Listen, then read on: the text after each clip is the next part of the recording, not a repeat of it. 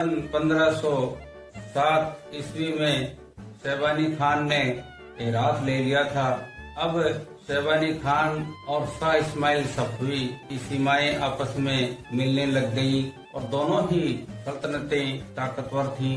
अब शाह इस्माइल ने अपना एक दूत भेजा और शैबानी खान को कहलवाया कि वो उसके साम्राज्य में दखलंदाजी नहीं करे।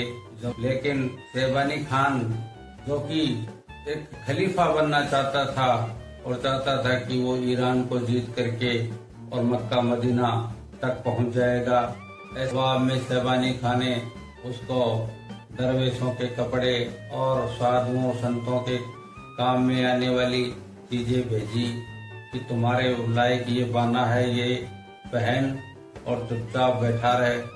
जवाब में शाह इस्माइल ने उसको तबला और चरखा भेजा कि तू इनको काम में ले और सल्तनत तेरे बस की बात नहीं है। जिसका परिणाम ये हुआ कि आखिर में मरवा का युद्ध हुआ और जिसका क्या परिणाम निकला और शैबानी खान का क्या हश्र हुआ, ये हम आपको अपने इस वीडियो में तफसील से बता चुके हैं। इस ब्यौरों को देखने के लिए आप हमारे अन्य वीडियो भी देखेंगे तो आपको इस सिलसिलेवार पूरी बातें ज्ञात हो सकेंगी। जिस युद्ध में शैबानी खान की मौत हो गई थी, अब ये जो शैबानी खान की मौत का समाचार है, ये जब बाबर के पास पे पहुंचा तो ये बाबर के लिए बड़ी रिलीफ देने वाली बात थी और उसको खुशी देने वाली बात थी। अब बाबर को एक मौका नजर आया कि वो अपने पुराने जितने भी साम्राज्य खोए हुए हैं और तैमूरिया सल्तनत के बाकी हिस्से खोए हैं उन्हें प्राप्त करे। अब बाबर काबुल से चल करके आया और शैबानी खान के साम्राज्य को बड़ा आघात पहुंचा था। ये रात पर शाह इस्माइल काबिज हो चुका था। अब इसमें आब दर्रे की एक जगह है जो कि अफगानिस्तान में पंजशेर घाटी के पास में है। इस आब दर्रे में शैबानी खान का बेटा तैमूर सुल्तान बाबर से लड़ने आया, लेकिन क्योंकि पहले से ही 1 साल पहले ही इस शैबानी खान के लश्कर को बड़ा आघात पहुंच चुका था और बाबर की सेना का मोरल भी ऊंचा था। उल्टे उबैदुल्ला सुल्तान, जो कि एक अजीम सिपह सालार था और रणनीति करने में माहिर था, वो बुखारा में था, उस लश्कर में नहीं था। अब तैमूर सुल्तान जो है उसने तुलुगमा पद्धति अपनाई, लेकिन जो पहाड़ी एरिया था, दर्रा था, उसमें तुलुगमा काम नहीं आया और इस तरीके से तैमूर सुल्तान को भागना पड़ा। तैमूर सुल्तान के और उज़्बेकों का बहुत भारी नुकसान इसमें हुआ और इस मौके का फायदा उठा करके बाबर ने बुखारा, समरकंद, फरगना, करसी, ये सारे ट्रांस ऑक्सियाना का क्षेत्र जिसे मावराउन नहर भी कहते थे, उसका अधिकांश क्षेत्र उसने वापस ले लिया और शैबानी खान के भतीजों बेटों को तुर्किस्तान की तरफ भाग जाना पड़ा। ये सन 1511 चल रहा था। बाबर ने तीसरी बार समरकंद पे अधिकार कर लिया और एक बहुत बड़ी सल्तनत पे कब्जा कर लिया। ये विभिन्न इलाके जो उसके दादा अबू सईद मिर्जा के कंट्रोल में थे काबिज हो चुका था और बाबर बड़ा खुश था कि उसने अपने अधिकांश खोए हुए क्षेत्र पुनः प्राप्त कर लिए हैं। लेकिन बाबर की ये खुशी ज्यादा देर तक चलने वाली नहीं थी। अब काबुल में अपने छोटे भाई नसीर मिर्जा को बैठा दिया। बाबर समरकंद पे अधिकार करने के बाद में समरकंद की व्यवस्थाएं, उसका पुनर्निर्माण करने की सोचने लगा, लेकिन स्थिति ने उसको ऐसा मौका नहीं दिया क्योंकि कासिम बेग को अपने गुप्तचरों से पता चल गया कि उज़्बेक बुखारा की तरफ वापस आ रहे हैं, तो अब उनसे युद्ध करना महत्वपूर्ण था, न कि कोई इमारतें बनाना। और बाबर ने समरकंद की दोबारा से सही व्यवस्था करने का विचार छोड़ दिया और अपने लश्कर को लड़ाई के लिए तैयार हो जाने का हुक्म दे दिया। अब बाबर बुखारा की तरफ चल पड़ा। अब इसी दौरान बाबर के पास में ईरानी सैनिक भी थे, लेकिन समरकंद में उनका जो स्थानीय लोग थे उनसे झगड़ा होने लगा। ईरानी सैनिक शाह इस्माइल सफवी की सिक्कों से खरीदारी करना चाहते थे और समरकंद के व्यापारियों ने वो सिक्के लेने से मना कर दिया था, क्योंकि अभी भी शहबानी खान के सिक्के समरकंद के बाजार में चल रहे थे और शहबानी खान का जो सिक्का है वो वजन में ज्यादा था। तो ज्यादा शौक से चाव से व्यापारी शहबानी खान का सिक्का ही लेना पसंद करते थे। इन सब बातों से झगड़े बढ़ रहे थे और ईरानियों को वहाँ विदेशी भी समझा जाता था। एक इसमें धार्मिक कोण भी था कि शाह इस्माइल सफवी के कहने से बाबर शिया तौर तरीके अपनाता था, लेकिन शाह इस्माइल की तरफ से उस पर यह दबाव भी था कि वो अपने लोगों को भी शिया बनाए, जो कि बाबर नहीं बना सकता था और न उसकी इसमें रुचि थी। इस प्रकार से बाबर के बेगों, अमीरों और आम जनता में बाबर के प्रति इस बात को लेकर के रोष भी था। तो ये सब कटुताएं बढ़ती रही, तो बाबर ने ईरानियों को तोहफे वगैरह दे करके वापस भेज दिया। अब बाबर की शक्ति थोड़ी कम हो गई और बाबर ने जो अधिकार किया था वो भी शाह इस्माइल सफवी के लश्कर की सहायता से ही किया था।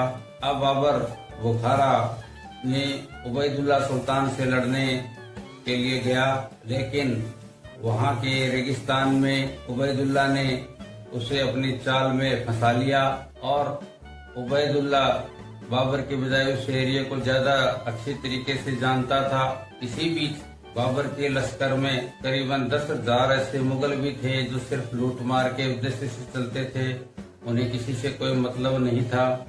वो लड़ाई के बीच में ही उज़्बेकों से जा मिले और इस प्रकार बाबर को हार का मुंह देखना पड़ा और बाबर दोबारा पीछे हटा। वहीं हिसार के पास में, जो कि हिसार अफगानिस्तान का है, शाह इस्माइल सफवी का अजीम सिपह सालार नज़्म सानी, जिसका असल नाम मीर यार अहमद असफानी था, लेकिन लोगों में वो नज़्म सानी यानी दूसरे सितारे के नाम से प्रसिद्ध था और ओहदे में वो इस्माइल के नायब की हैसियत रखता था। अपने 30,000 सिपाहियों के साथ में बैठा हुआ था। अब बाबर और नज़्म सानी दोनों मिलकर के और उज़्बेकों का सामना करने के लिए कर्सी की तरफ चल पड़े। यह कर्सी बुखारा के पास में एक जगह है। अब इस कर्सी में उनकी फौजों ने घेरा डाल दिया और कर्सी को जीत लिया। अब वहाँ नज़्म सानी ने करीबन 1500-2000 आदमियों को मरवा डाला। अब उज़्बेक सुल्तानों ने अपनी फौजें गजदेवान की तरफ इकट्ठी कर ली। हालांकि गजदेवान का एरिया उज़्बेकों के लिए माकूल था। बाबर ने इस स्थिति को समझ करके नज़्म सानी को दोबारा की तरफ ही जाने के लिए कहा, लेकिन नज़्म सानी ने उसकी इस बात को खारिज कर दिया और बीच में जो रेतीला एरिया उससे उज़्बेक पीछे हट रहे थे और नज़्म सानी ये सोच रहा था कि उज़्बेक भाग रहे हैं, पर ये उबैदुल्ला सुल्तान की एक चाल थी और वो चाहता था कि बाबर और नज़्म सानी का लश्कर थोड़ा दूर रेतीले एरिया में आ जाएं। अब नज़्म सानी और बाबर को उसमें बड़ी परेशानी हुई और गजदेवान में थोड़ी फौज होते हुए भी उबैदुल्ला सुल्तान, जानी बेग और शहबानी खां के बेटे तिमूर सुल्तान ने नज़्म सानी और बाबर की सेना को पूरी तरह हरा दिया। बाबर इसी बीच इस युद्ध से अलग होकर के समरकंद की तरफ कूच कर दिया। नज़्म सानी और किजलवास, जो कि ईरानी सैनिक थे और लाल टोपी पहनते थे, उनका बहुत भारी नुकसान इस दौरान हुआ और उज़्बेकों ने नज़्म सानी को पकड़ लिया और उसको मौत के घाट उतार दिया। इस प्रकार से गजदेवान का जब युद्ध हुआ तो ये सन 1512 ईस्वी चल रहा था। इस गजदेवान के युद्ध में तिमूर सुल्तान जानी बेग उबैदुल्ला खान ने साबित कर दिया उज़्बेकों की तलवारों की धार अभी कुंद नहीं हुई है और उज़्बेकिस्तान असल मालिक अभी भी वही हैं। ये गजदेवान बुखारा के समीप में एक जगह है और आजकल बुखारा रीजन में ही आती है। इस लड़ाई में हारने का कारण एक ये भी था कि शाह इस्माइल मन ही मन अब बाबर से इतना खुश नहीं था और उसका लश्कर जी जान से बाबर के साथ में नहीं था। बाबर दोबारा भाग करके काबुल की तरफ आने लगा। रास्ते में ही बाबर के पड़ाव पर हमला किया और हमला करने वाले लोग भी मुगल ही थे जिन्हें बाबर दुष्ट मुगल कहता था। इसी पड़ाव में ही पहले से दुखी बाबर की बहन खानजादा को एक और आघात लगा जब उसके बेटे खुर्रम को एक तीर लगा और वो वहीं पे मर गया। इस प्रकार से दोबारा से लुटते पिटते बाबर काबुल आ गया। हालांकि थोड़े समय के लिए ही सही, लेकिन बाबर ने बहुत बड़े एरिया में एक सल्तनत कायम की और ऐसे दुनिया में बहुत कम हुए हैं जिन्होंने दो दो जगह सल्तनतें कायम की हों। समरकंद का खेल बाबर के साथ बड़ा निराला चला। बाबर ने 3 बार समरकंद पे अधिकार किया और 3 बार ही उसको खो देना पड़ा और इस युद्ध के बाद में बाबर कभी भी इस एरिया को वापस नहीं ले सका। अब बाबर काबुल पहुंच करके अपने छोटे भाई को गजनी और कंधार पे भेज दिया। उज़्बेकिस्तान में शैबानी खां के वंशजों का राज हो गया और वो काफी दृढ़ता से वहाँ शासन करने लगे। उबैदुल्ला सुल्तान एक बहुत ही चतुर चालाक और रणनीति में माहिर सुल्तान था। उसका बाबर मुकाबला नहीं कर सकता था। इधर शाह इस्माइल जैसा एक ताकतवर शासक बैठा हुआ था। अब बाबर के लिए आस सिर्फ और सिर्फ हिंदुस्तान की तरफ ही रह गई थी जहां वो बढ़ सकता था। तो किस प्रकार से अब हिंदुस्तान की तरफ उसने अभियान किए और किस तरीके से उसे सफलता मिली, ये हम आपको आगे के एपिसोड में बताएंगे।